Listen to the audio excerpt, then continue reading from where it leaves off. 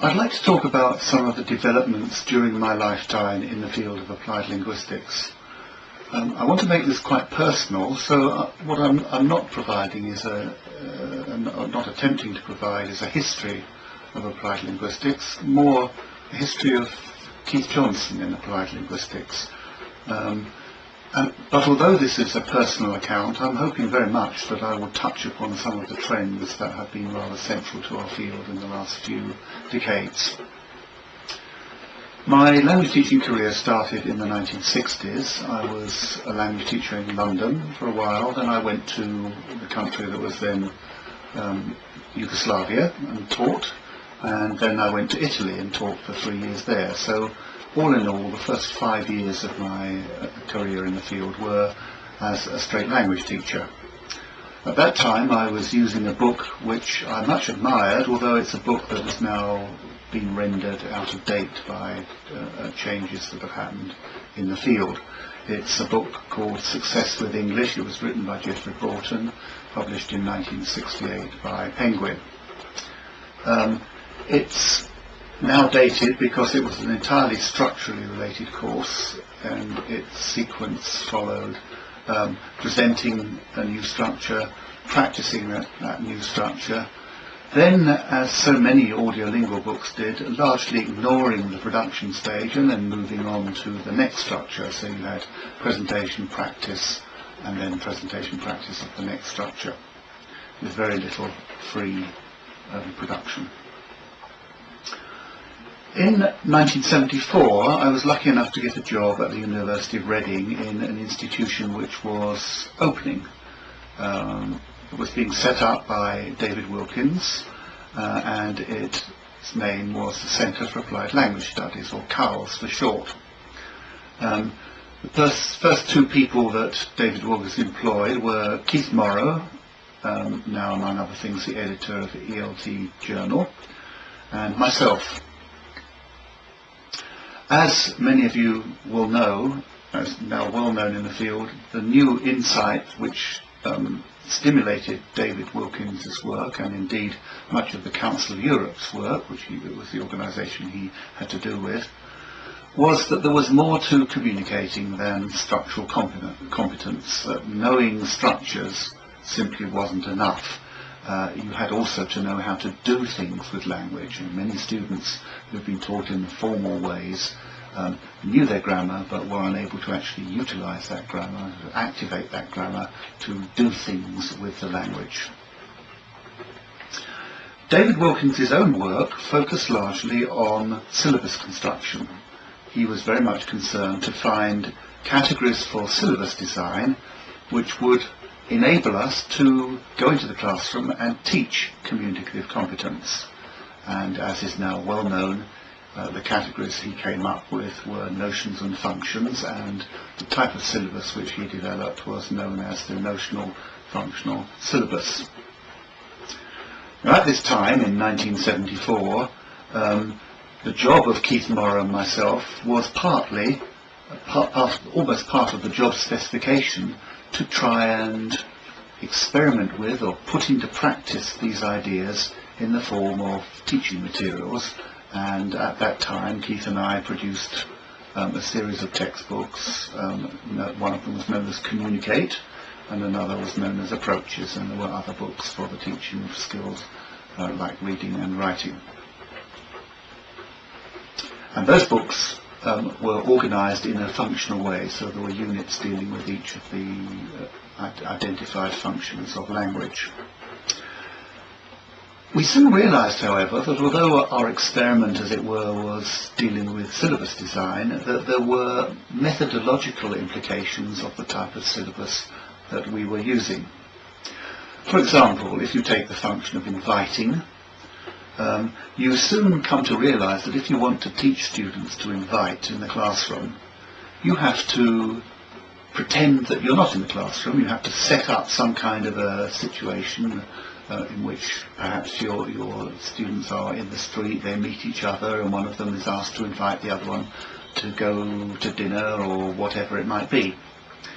In other words, you had to develop techniques using pretense and role play in order to practice what Wilkins once described as the language of doing rather than the language of reporting.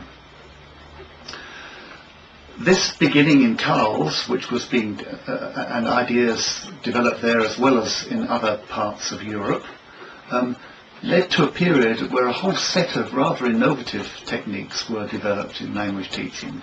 The main among these being the notion of the information gap and the information gap exercise, and the notion of information transfer. These information gap and information transfer exercises, along with role play and pretense that I've already mentioned, became a hallmark of what some people now refer to as communicative methodology.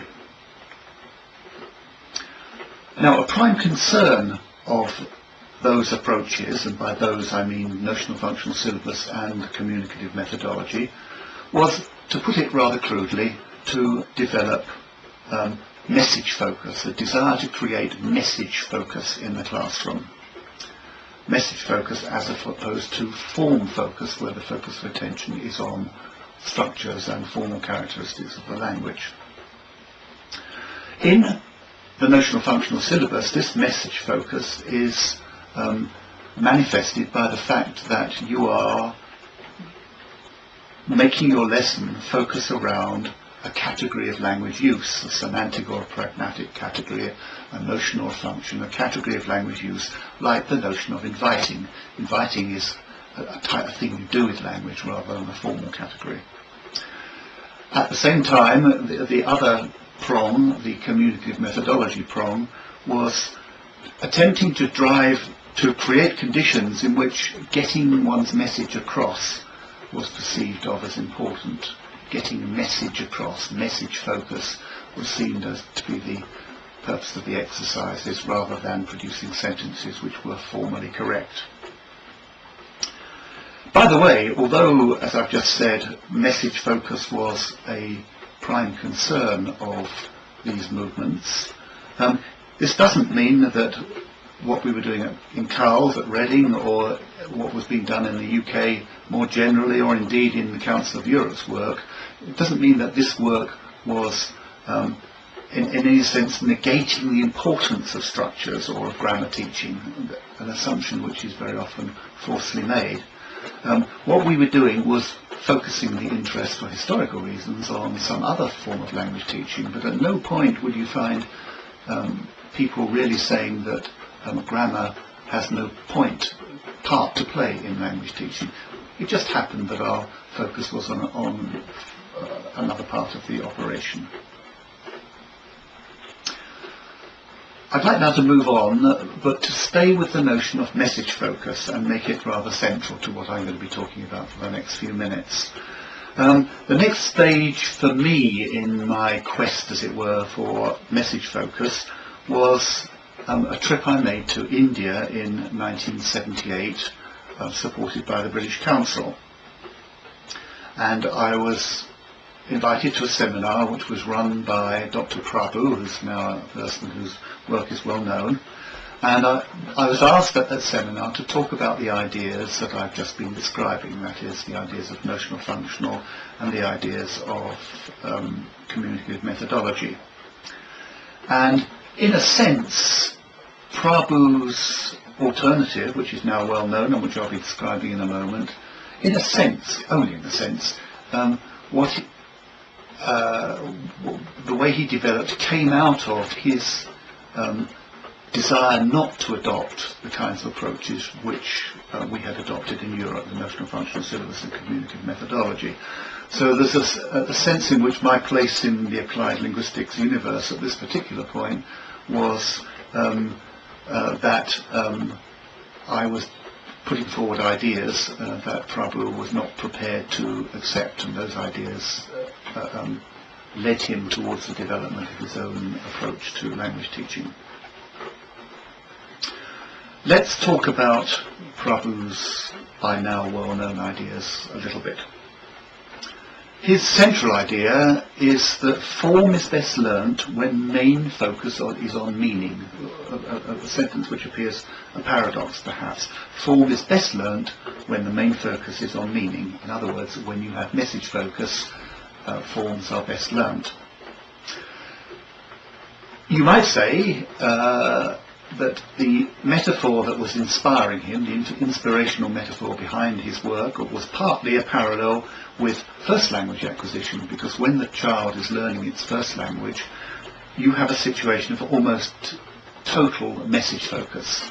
Parents don't normally talk to their children about the way the language is formed. They use it to communicate, and by using it to communicate, the child learns. Where does Prabhu take that idea? Well, he argues, I think possibly fairly convincingly, that, or at least sensibly, that you can have message focus. You can't have message focus if you're adhering to a language syllabus. So if you really want to focus on message and you also really want to focus on particular forms, you can't really marry those two aims terribly well. For example, if you want your students to tell you what they did at the weekend or to tell you what they did yesterday, but at the same time you are using that as a vehicle to practice the simple past tense, then your students are going to realise that, and the kind of communication that they produce is not going to be message focused at all. It's going to be covertly form focused. In fact, I call this covert form focus. What comes out of that is that if you really want message focus in the classroom, that is, if you really want your students to be concentrating on what they're saying rather than how they're saying it, you can't really be constrained by a structural or a linguistic syllabus. And this is Prabhu's argument, and he replaces the structural syllabus with what he calls a task-based or a procedural syllabus. That is, basically, if you like, a syllabus of message focuses, a syllabus of activities or tasks that you will use the language to perform, and in the course of those tasks, certain language items will come out, but the starting point is a task rather than practicing a particular language form. By the way, it's interesting that once again, as I mentioned in relationship with Reading, what you in fact have here is syllabus design and methodological innovations going hand in hand. The two become inseparable here, as they did in the Reading situation. I went to something like 6 or 8 seminars related to the task-based syllabus that Prabhu was developing, and my view of this work was that it was extremely interesting. I would even go so far as to say the most interesting thing that was going on at that time in applied linguistics. However, I also felt that the approach didn't work in one important way, and that is that it tended to produce in the classroom a kind of pigeon, a kind of fossilization among learners who in their desire to communicate with each other would do so with whatever means were available to them, whether or not those were structurally appropriate or not. In other words, they communicated in a kind of pidgin English. Now, there is a theory which says that points out that in the L1 situation, very often children use pidgin, a kind of pidgin, but that pidgin disappears over time. So maybe a young child will say, I wented instead of I went, or I donned, or whatever it might be, but over time that will disappear. I think the truth of the matter is that when you're dealing not with first language acquisition but with foreign language acquisition, it doesn't disappear, and therein lies what for me is essentially the problem with the kind of task-based approach which Prabhu introduced. For me, Prabhu is the father of task-based teaching, although it must be said that this is often unacknowledged as others seek to claim that crown. However, Prabhu, as the father of task-based knowledge, began things, but things have moved on since then, and many new different approaches to task-based teaching have developed, and I'd like to talk about one approach to task-based teaching, and it's one of many. It's one that doesn't take its inspiration from first language acquisition, and it doesn't take its language from second language acquisition, which you will perhaps note in the literature is the main source of one of the more predominant views about task-based teaching, the view about how people learn second languages. The field of SLA has had a huge effect on task-based teaching ideas. The approach I'd like to talk about is associated with a set of ideas that came from cognitive psychology and notions of information processing. And I'd like to take the last few of my moments to talk about that approach. The basic concepts behind it are the notions of declarative and procedural knowledge. Declarative knowledge is knowledge about something, and procedural knowledge is knowledge how to do it. These ideas have always been with us in language teaching, perhaps than in many other subject areas, and we know very well that there is a big difference between knowing about English and being able to speak English. The world is full of people who've learnt their grammar and know about English, but who are unable to actually communicate in the language. One of the people who talked about this rather early on in the 1980s was Bialystok, and she was talking about it, at least in some context, in relationship to language testing. And she made the very valid point that if you want to test someone, you shouldn't test what they know, but how they can use that knowledge in certain situations. In other words, not their declarative knowledge, but their procedural knowledge. Just to hammer home the example, if you're testing the present perfect, there's no use setting up a test situation which is going to find out whether the student knows how to form it. What you've got to do is try and simulate the situation in which the student has to use the present perfect and find out whether they can use it correctly. Okay, so everyone accepts that procedural knowledge, knowing how to, is important. The question is, how do we develop it in our students? And one common traditional method of doing this is through declarative knowledge. First of all, you teach declarative knowledge, then you proceduralize it. First of all, you teach your student about the present perfect by giving them a formal grammar lesson perhaps, and then you try and convert this procedural knowledge, convert this declarative knowledge into procedural knowledge, to activate it, as it were. I call this model DEC-PRO, DEC standing for declarative and PRO standing for procedural, and the sequence DEC-PRO indicating moving from declarative to procedural. How do you do it? How do you move from declarative to procedural? Well, in the cognitive psychology literature, one of the main processes, not the only one, but one of the main processes, is automation, that is, making declarative knowledge automatic. How do you do that? How do you move to make declarative knowledge automatic? How do you activate it? Well, for me, communicative methodology was one of the areas which considered this, and I would even argue that one of the basic insights of communicative language teaching was to show that proceduralizing knowledge is something that doesn't happen automatically. Once upon a time they believed that if you taught something formally, it would immediately get to be used in the language. You teach the present perfect on day one, on day two the students use it.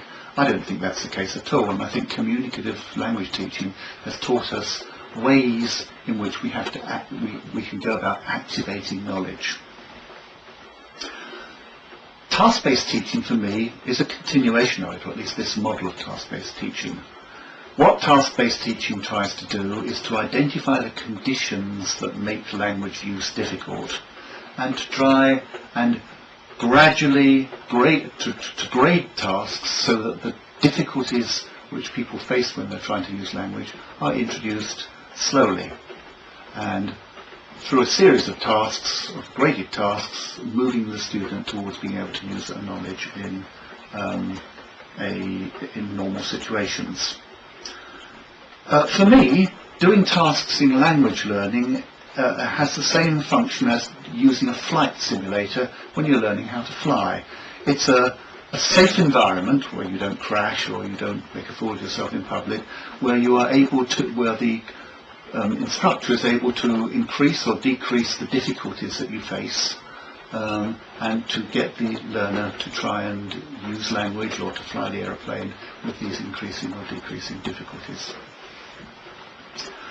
That's DEC Pro, and it's what Krashen, a big figure in this field, in our field, calls learning. But as everyone knows, Krashen introduces another process which he calls acquisition, and of course he's not the only one person. There are many people. It's generally now accepted that moving from declarative to proceduralized learning is only one way of doing things. There is this other way called acquisition. Let's think about acquisition in terms of declarative and procedural knowledge. And one way of doing this is to see acquisition as the direct proceduralization of knowledge. What the person does when they acquire a language is pick it up, they hear it, they pick it up, it goes straight, as it were, into the procedural repertoire without going through any form of declarative knowledge. That direct proceduralization of knowledge is what Prabhu is trying to do, and indeed I would characterize Prabhu's work as an attempt to proceduralize knowledge in a direct way. However, as I've tried to argue, it doesn't work terribly well. It leads to fossilization. In first language acquisition, that pigeon, that fossilization disappears, but in foreign language learning, as I said a few months ago, that doesn't happen. The learner, the immigrant who comes to an English-speaking country and picks up he go instead of he goes, if that gets proceduralized, it will never change. It becomes well ingrained into the procedural system and it never gets corrected.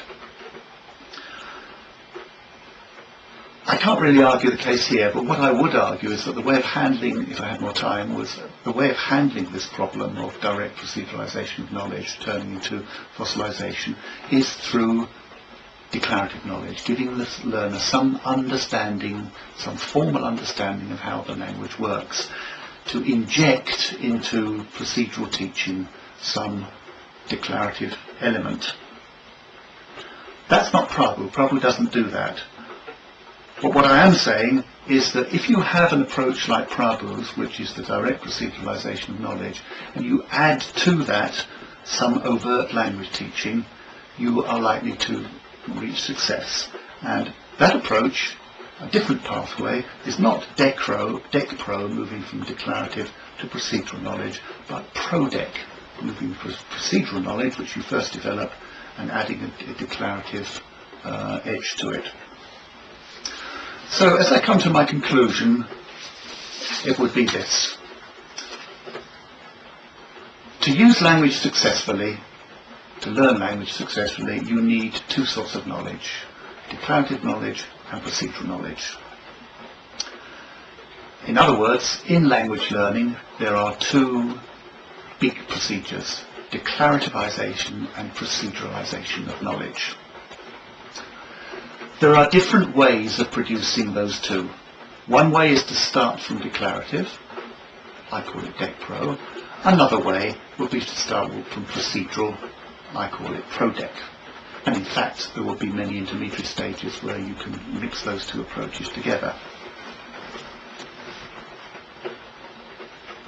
The question for me, and this is my final point, is that when you are teaching language, one way of looking at the problems that you face, one way of applied linguistics looking at the problems of language teaching, are in terms of these two procedures: declarativization of knowledge and proceduralization of knowledge. And what I'm proposing is that the two big issues in applied linguistics today, as much as 20 years ago, are how do you declaratize knowledge and how do you proceduralize knowledge. Thank you.